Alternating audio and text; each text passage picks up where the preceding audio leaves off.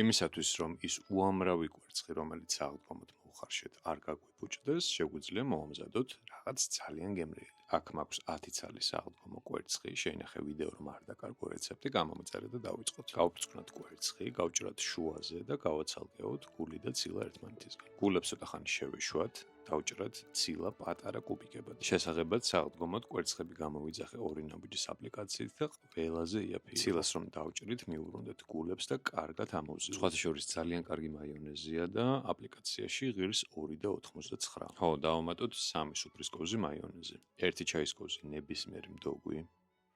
დავაწუროთ ნახევარი ლიმონი. აქვე ვამატებ სანელებლებსაც, დავამატოთ 1 ჩაის კოვზი ხმელი ნიორი, 1 ჩაის კოვზი პაპრიკა, ცოტა წიწაკა, სოიოს соуსი და კარგად ამოურიოთ. მიღებული მასა კი გადავიტანოთ თასში ცილასთან ერთად. გვჭირდება მწვანილიც, აქ მაქვს ბლომად კამა და მწვანე ხახვი. დავამატოთ დაჭრილი მწვანილიც თასში და მოვაყაროთ მარილი.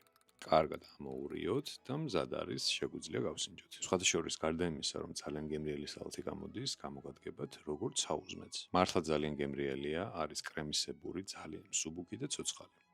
რომ არ გამოტოვო მის გავსი რეცეპტები, გამომიწერე. დროებით.